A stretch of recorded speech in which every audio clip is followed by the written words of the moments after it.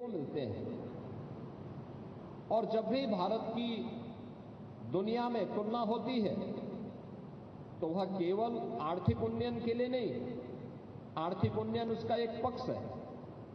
लेकिन साथ साथ चेतना के उच्च आयाम के माध्यम से भारतीय मनीषा ने दुनिया को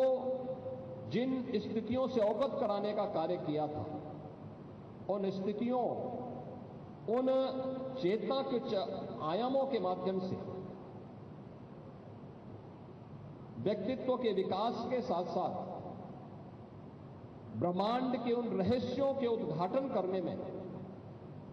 जो आज भी विश्व मानवता के लिए दुर्लभ जैसा है, लेकिन भारत के धर्म ग्रंथों में वह सब कुछ पहले से समाहित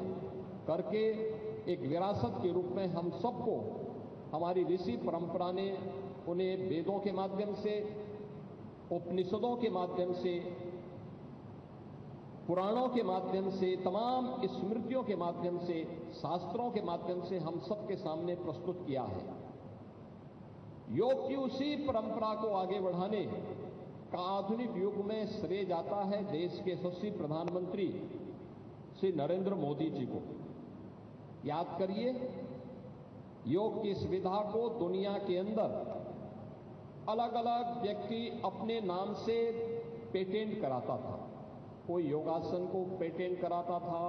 कोई योग के किसी अन्य कार्यक्रम को पेटेंट करवाने का काम करता था। परिणाम क्या होता था कि व्यक्ति इन सब से हम लोगों की विरासत के ऋषि परंपरा का जो एक ज्ञान है, इससे दुनिया लाभान्वित भी होती थी, लेकिन अपने नाम से उन कार्यक्रमों को, उन यौगिक क्रियाओं को अपने नाम से पेटेंट कराने का काम करती थी, अपने नाम से ग्रंथों की रचना करती थी। और अंततः परिणाम क्या होता था कि भारत अपनी विरासत से वंचित हो जाता था। लेकिन हर भारतवासी इस बात के लिए आभारी है प्रधानमंत्री मोदी जी का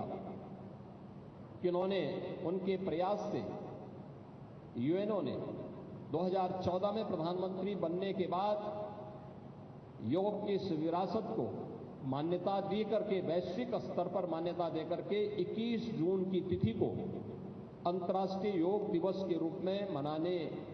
का निर्णय लिया। और 21 जून 2015 से लेकर के लगातार केवल भारत ही नहीं, दुनिया के लगभग 190 देश भारत की इस योग की विरासत के साथ जुड़ करके अपने आप को गौरवान्वित महसूस करता है। भारत की इस योग की विरासत के साथ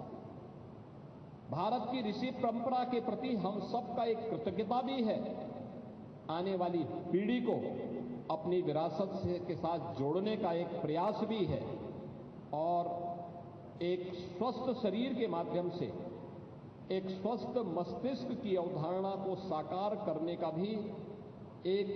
अभिनव प्रयास है। क्योंकि भारतीय मनीषा तो इस बात को कहती है कि न तस्य रोगो न जरा न मृत्यु प्राप्तस्य योगाग्नि मयम शरीरम, यानी जिसके पास योगाग्नि से तपा हुआ शरीर प्राप्त हुआ है, योगमय शरीर प्राप्त हुआ है, उस व्यक्ति के लिए जरा यानी बुढ़ापा, मृत्यु, ये सभी उससे कोसों दूर भागते हैं। क्योंकि स्वस्थ शरीर, अगर व्यक्ति में बीमारी से व्यक्ति ने मुक्ति पा ली, व्यक्ति ने असमय आने वाले बुढ़ापे को अपने आप से दूर कर लिया नियमित और संयमित दिनचर्या के माध्यम से, तो यह संभव है। और यह मेरा भी सौभाग्य है।